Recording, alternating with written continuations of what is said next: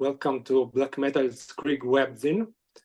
I like to break the ice and start this interview by talking about Helios Press, your new adventure as vinyl press, and how did this idea come about?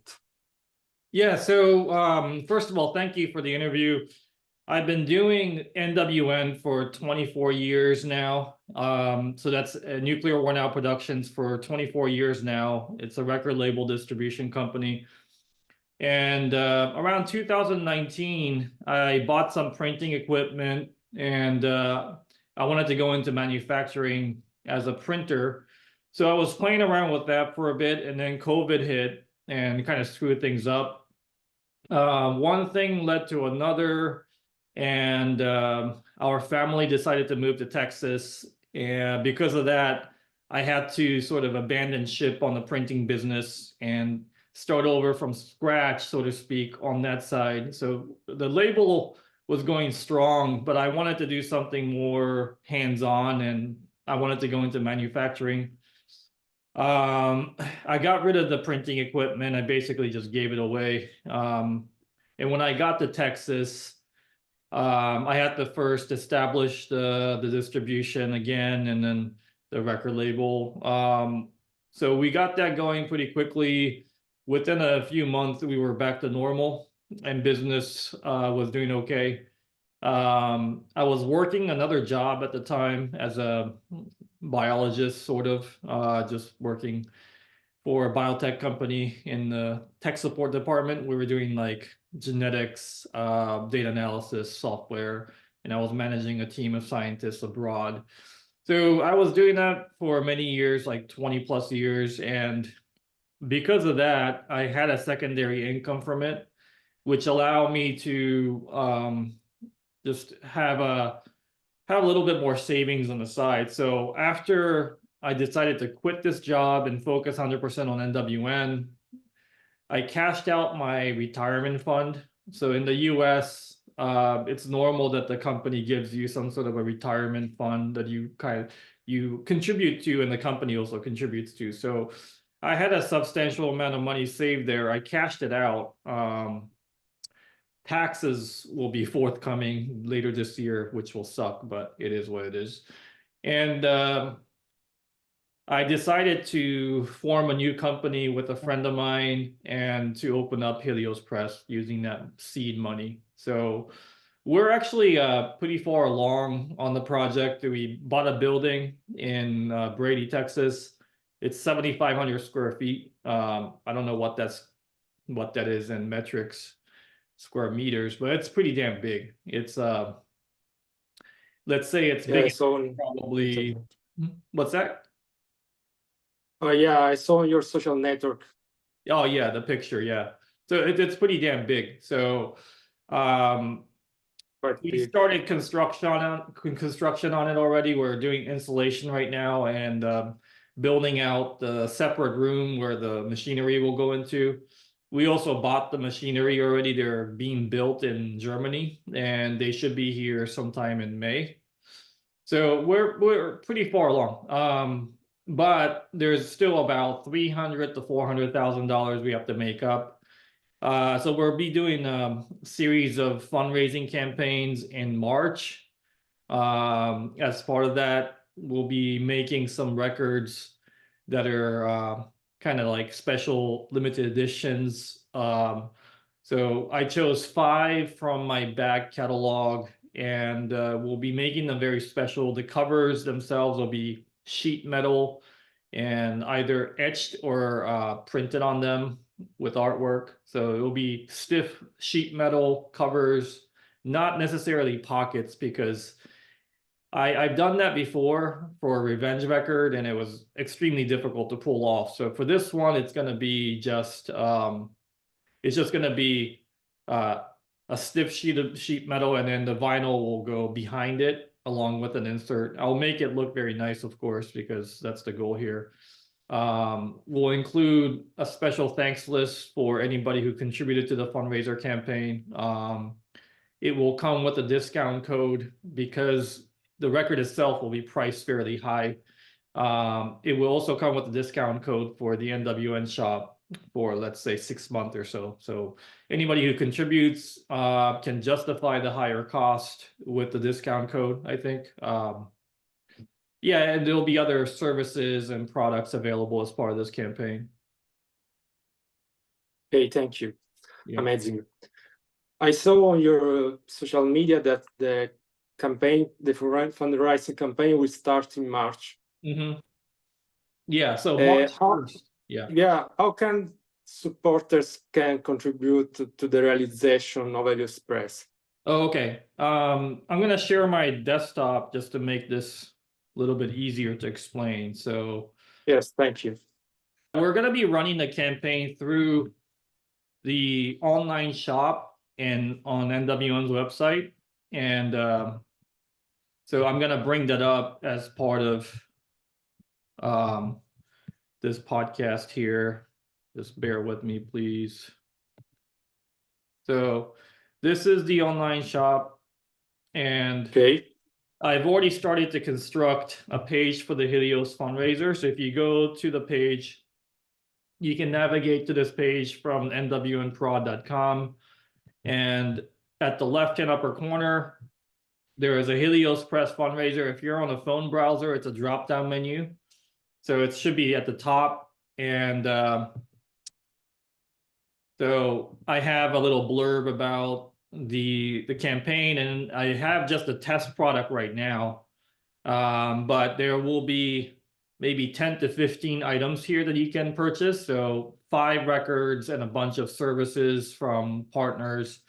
Rock from Sadistic Execution was nice enough to also contribute some artwork. So I'll be selling those off as part of the campaign. amazing. Some simple stuff like t-shirts, patches will also be available. And yeah, and we will also offer services. So discount on the first Helios order, discounts. You can buy like a 1-year discount code for the NWN shop. So yeah, we have a lot of things planned for it, and I'll show you something else as well. Sure. So these are the items that we're going to sell. So it's not exactly ordered correctly on this page, but you can see the records are going to be what we're calling solar flare yellow vinyl. And the center labels will all be the Helios logo. We'll also do a bundle package of the 5 records inside of a wooden box that comes with a t-shirt as well.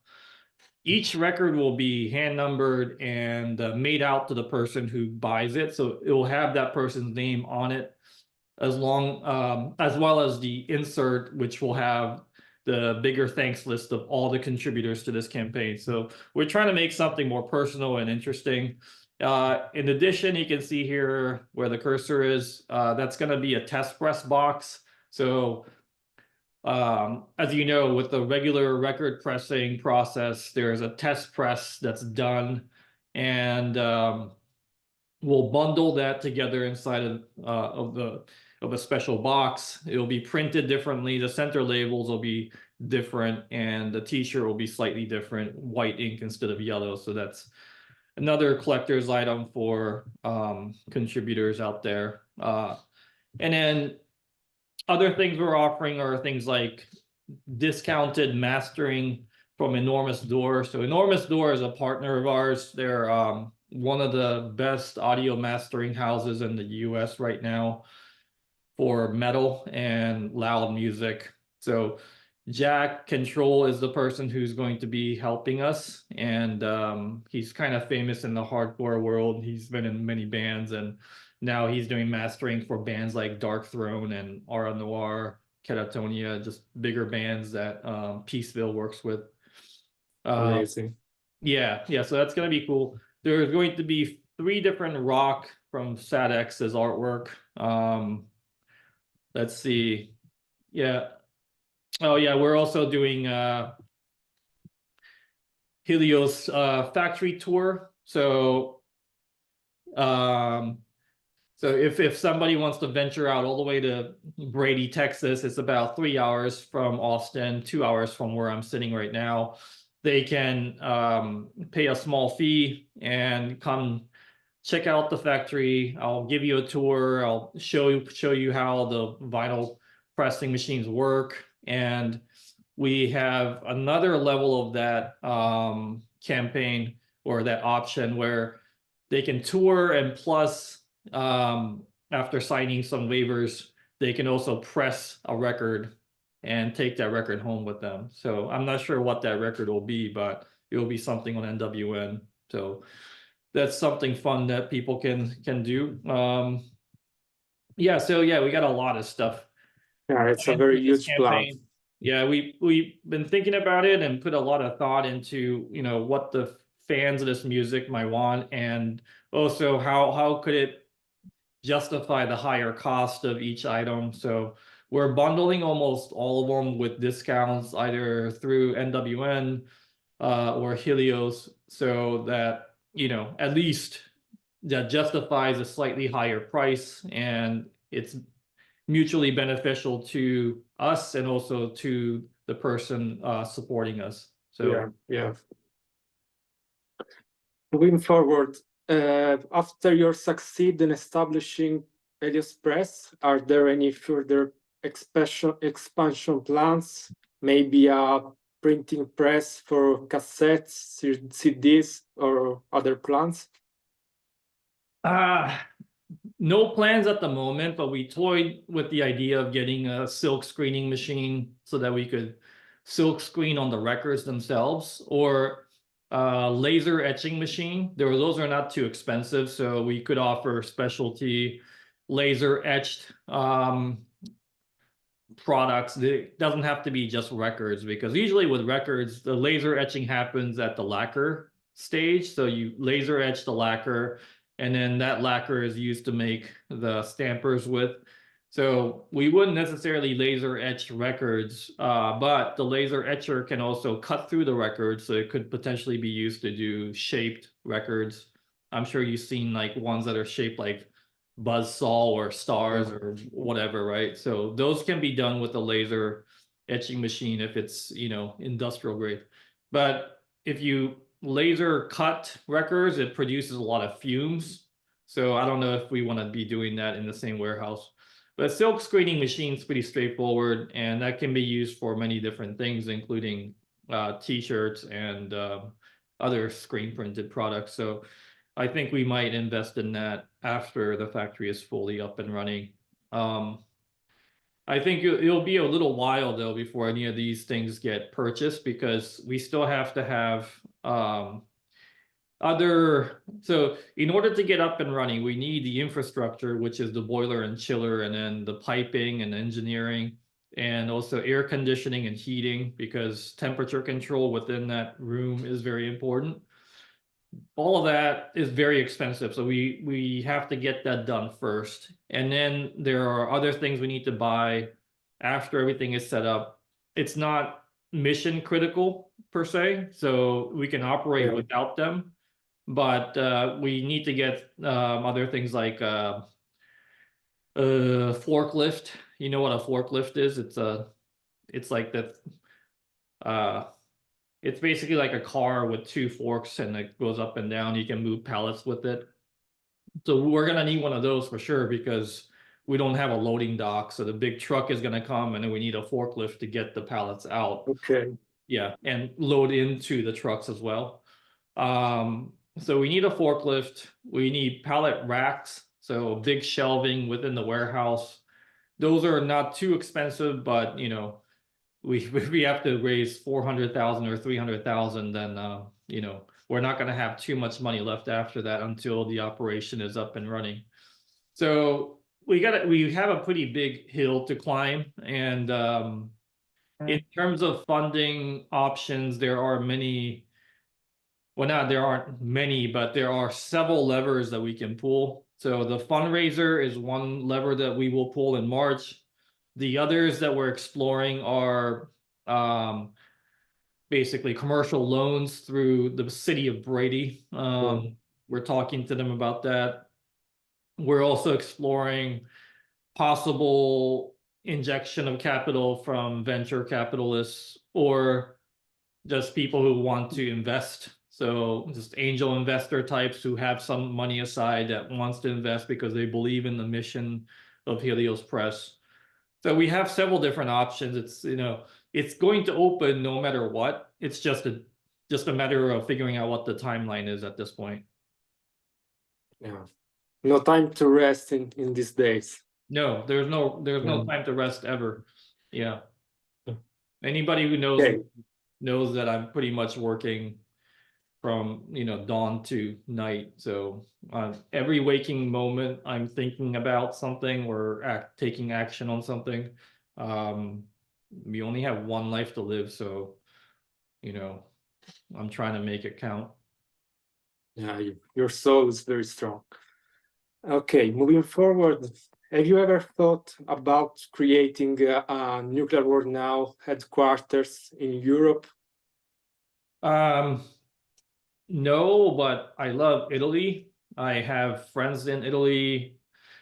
Hi to Simone from the Alps. He's a good friend of mine. I would love to set up shop somewhere in the Alps, but it's just not feasible. I have my family here. I have a life that's established here. It's extremely difficult to move an operation of this size. Sure. Yeah.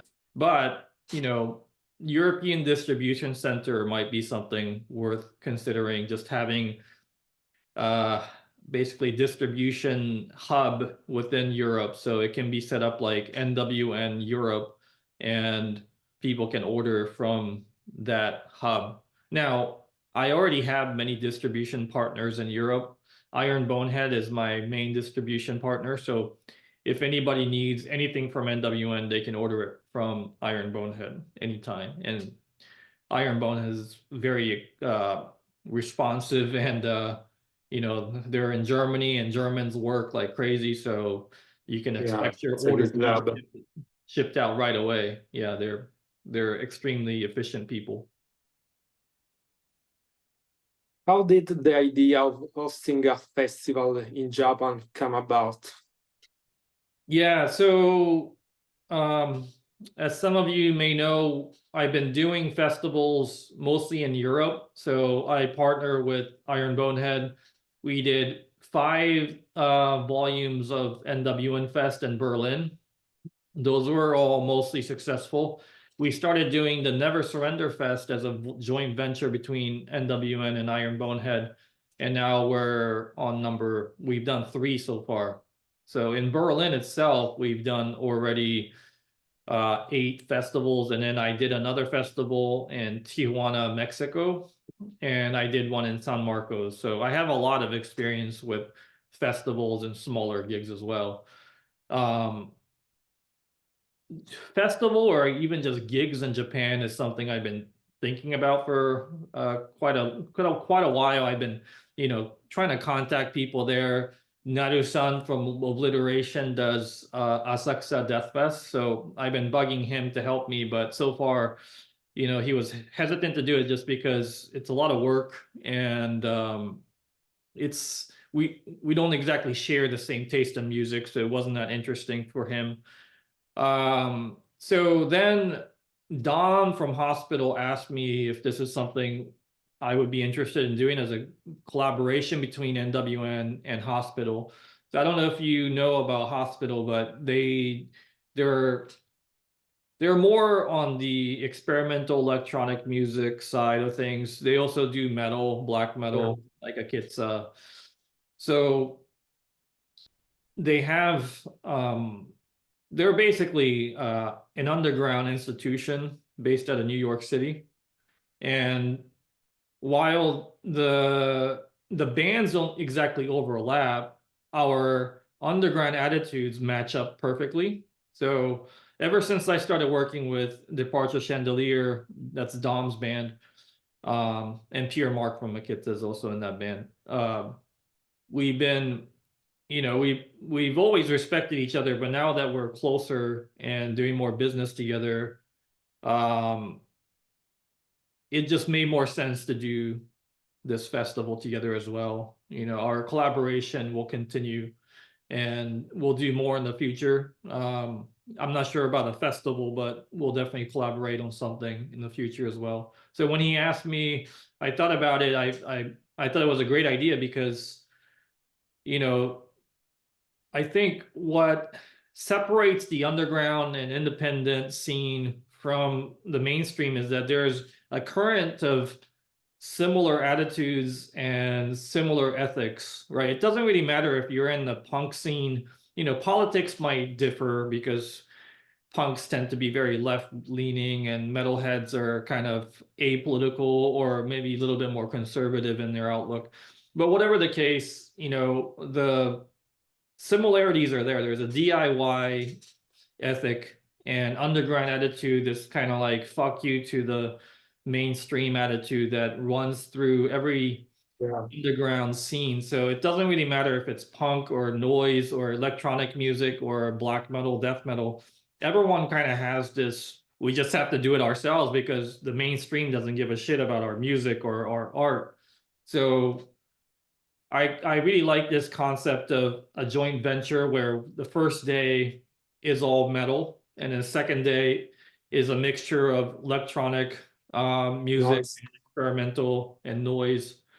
Because at the end of the day, the underground, you know, has a lot of crossover appeal. So people who are into black metal often listen to power electronics and old industrial music. Like I like stuff like Throbbing Gristle a lot. You know, I actually even took the name Nuclear War Now from Throbbing Gristle. So, you know, I'll admit to the world here that I am a surface skimmer when it comes to noise and experimental. So I don't proclaim to be the expert here. I am an expert in black metal and death metal and old metal in general.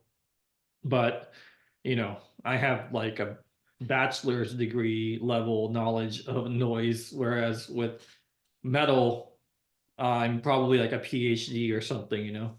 So yeah, it made sense to work with Dom on this underground festival. It's not just a metal thing. And I hope that this experiment spawns more activities that are crossover like this. I think it's an interesting concept.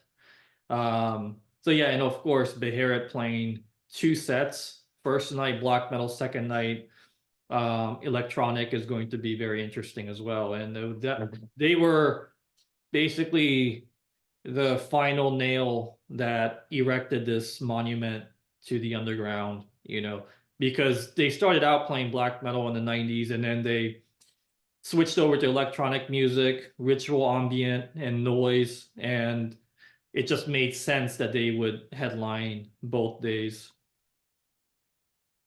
Okay, thank you. Yeah. What's your relationship with the digital music and platform like Spotify? I have to admit that I'm terrible with digital streaming and digital distribution. My forte is in distribution and manufacturing of physical goods. That's where my heart lies as well. I think that digital streaming and digital files are useful tools, but it's not how music should be. This is my opinion, of course. People listen to music in whatever way they want. So I feel like the most meaningful way to listen to music, especially ones coming from the underground where bands are writing albums, not songs. So, of course, bands write songs, but good bands will write an album that's cohesive and tells a story through music, right? Usually an album starts out very strong and then it kind of tapers off towards the end of side A, and then it picks up again very strong on side B, and then it ends very strong on side B. So there's this web and flow to how an album is written if it's written very well. So I'm a firm believer that an album format in 12-inch vinyl format is the ultimate way to respect the artist and I agree. the music. Not to mention the monetary value that it produces when you buy a record, and that value is transfer back to the label and the artist as well. So I think it's important for new fans out there to not just take the easiest way out or the cheapest way out, because we have to create something that's long lasting, and digital files can come and go. It might be the cheapest or the easiest way to listen to music, but you have to really think about what is best for the scene and what is best for the artists out there. If you want this scene to continue, you know, for another 50 years, then you have to invest your time and money in the bands and labels out there that are doing something meaningful. So yeah, I guess that's my speech to the younger generation who might just listen to music casually on their phone. This Definitely. is a very important message. Yeah, I think so as well. You know, that's not to say that I don't listen to digital files. During the day when I'm just doing emails or whatever, I'm not spinning records as much because it's a passive way to listen to music. It's just almost like background music, right? So I think that's perfectly fine. But when you're at home and you know you have the candles on and you're in the mood to listen to good music, I think it's best to invest in a good turntable, invest in a good pair of speakers, you know, get some alcohol or whatever, and sit down and actually immerse yourself in the music. I think that's a very it's almost like a religious experience when you when it hits your nerve, you know. And I hope the younger generation can experience the same type of feeling that I got when I first listened to something very meaningful. You know, maybe something like Sarcophagal Inri for the first time, or you know, or Blasphemy Fallen Angel Doom. There's a huge difference between listening to files casually and sitting down and listen to a record from front to end. So yeah, that's my speech on that. Thank you. What would you advise to a teenager who wants to get into the world of extreme metal today? Say that again, sorry. What would you advise to a teenager who wants to get into the world of extreme metal today? Well, the thing is, it's so easy to get into music now with the advent of YouTube and Bandcamp and other streaming services like Spotify. You can pretty much listen to anything you want. I would say that don't just stop at listening to music online, one song at a time. Actually invest in a turntable and be respectful of the artists and their wishes to be listened to as a whole. You know, don't just listen to Ritual by Blasphemy because that's their best song or the most catchy song. Actually buy Blood Upon the Altar, Fallen Angel Doom, Gods of War. Listen to the entire album from front to end while looking at the cover and immerse yourself in the art, you know, not just the audio, but the visual and the text, because that's the complete package that they're trying to paint, right? Because music at the end of the day is painting something with sound and also with visuals and text. So it's a complete form, in my opinion. I think albums can be an art form, you know, black metal albums or death metal albums, whatever, metal albums can be an art form that transcends time. I really think that it's almost like a religious experience, almost like a spiritual experience if it's done correctly. You know, it doesn't have to be highbrow, it could be lowbrow.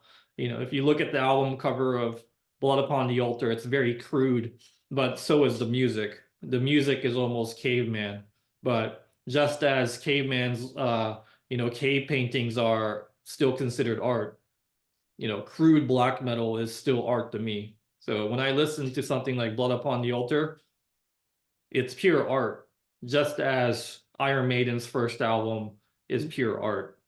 It's a complete package of visuals, lyrics, attitude, band photos, and finally the music. So I think for young people, this concept might be harder to grasp because they grew up in a digital world where physical media was. It goes today. Yeah, but I do believe in the long-lasting necessity for physical media. We do live in a physical world. We don't live in the metaverse. Fuck the metaverse and fuck AI. We need to be human, right? First of all, we need to live in the real world. Let's not go down the mainstream idea of a secondary world or virtual world, because that's not what this is about. We're grounded in this reality and we need to make the most of it. So in order to do so, we need to have physical media that's long lasting. And I think vinyl LPs are the best format for that. Digital files can be removed. Digital files can be tampered with by tech companies out there. They're very happy to take you down if they disagree with you. But at the end of the day, this is art for art's sake. We're not politicians out there. And the best way to make it long lasting is by making physical media. Records are more durable than people think. You can have a skip, but you just skip over that. And it plays just fine. I have records that are 40 years old and they have scratches on them, but they still play. You just get some surface noise. So yeah, I do believe in the power of preservation of art and culture through vinyl records. Thank you. How do you discover new bands to press with Nuclear War now? There's no formula. Sometimes other bands that I work with will recommend something, or I'll meet people in person. I'll talk to them. That's basically what happened with the band Bloody Vengeance from Germany. I met them in 2009 or 2010 at one of my NWN festivals. They were inside of Subway sandwich place at Ostbahnhof train station. I just kind of randomly walked in there, talked to them, and that was my first connection with Bloody Vengeance. I think before that, I think they only had a demo out. So yeah, and then later on, Ryan Forster from Death Worship moved to Leipzig, started playing with them. So I reconnected, and ever since then, I've been working with them. So there's no easy formula. It's not like bands sent me promos, I listen to them. Although that's also happened as well. But it doesn't happen. That's usually not the MO for how I sign a band. I usually know the band through another band, or some of the members form another band and they send me the promo. So there needs to be some commonality in taste in music, or something, some connection there. Of course, with old bands and reissues, it's just because I've been listening to their record for a very long time, or somebody just sent me the link, check this out, this is great Russian heavy metal or something. So that's totally different. But with new bands, it's usually word of mouth. Somebody I trust is recommending their demo, and that's how it usually works. Yeah. Okay. Just one question about the past. How did Nuclear War Now come about? And how did your collaboration with Blasphemy start? Okay, yeah. So I guess bear with me because this might be a fairly long story. So I like to say that sometimes in life stars align and things happen for a reason. So something similar to that happened when I was working for a company called Silicon Genetics. My background is in biology. So I was working for this company as just a tech support worker and teaching scientists how to use the software. In early 2001, they were sending me to different cities to teach. So they would set up classes. I would be sent over there. I would teach the class and I would fly back. On one of these trips to Chicago, I taught the class and then I went to the airport, and of course the flight was canceled. And by dumb luck or whatever, they were giving out flight vouchers that day. They don't do this anymore, I don't think. Maybe they do if they cancel something outright. I don't know. But they gave me a free flight back home on the next flight. And also they said, you know, you can get another flight voucher for anywhere in the North American continent. So they gave me this and I didn't even think of anything, right? I just went home, went about my business. But a few weeks later, Blasphemy announced that they would play a gig in July of that same year. So I had this flight voucher that was good for 6 months. I had to use it. So I ended up using it to go up to Vancouver. I was already talking to Ryan Forster, Justin from Allfather, Jay from Galdes North. So I had friends up there. That's, you know, just online friends at that time. I've since then I've become really good friends with Ryan Forster. We worked on many different bands together. But yeah, I just flew up there. I was only like 23 or something, and just kind of, I was basically a metal nerd. You know, I wasn't running the label too seriously back then. I just had a couple of tapes that I had done. I was more of just a music collector, not a record label guy. I flew up there, hung out with the band. I got introduced to the band through Ryan Forster. I think the the memory I had back then was I asked some stupid naive questions to Black Winds from Blasphemy, and Right. he answered me.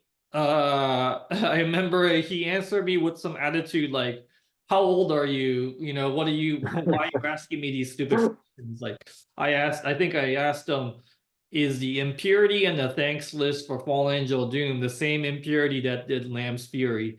Something like really naive and nerdy like that. But yeah, he was nice enough to answer that, and you know, now we're friends and everything. But back then I was just some young kid who didn't know shit. So I flew up there for the gig. I attended the gig and I recorded it on my mini disc player. I had a mini disc player that my mom had given me. She got it from her brother in Japan.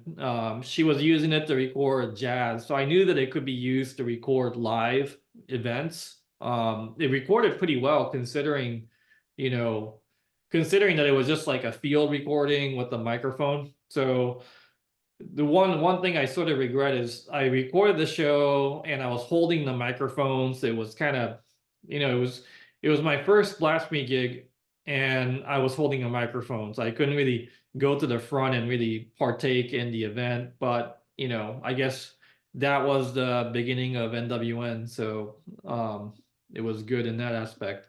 So after the gig, we went to a party. I think it was at Jay Galdes North's place, and I played it for the band. They liked it, so they let me release it on vinyl, and the rest of it is pretty much history. Oh, another vivid memory I have at that party is Jay from Galdes North had gotten an advanced recording of Revenge's first EP, Attack Blood Revenge. So that's still to my, you know, it's still to this day one of my favorite recordings. And I have a vivid memory of listening to it and just being blown away.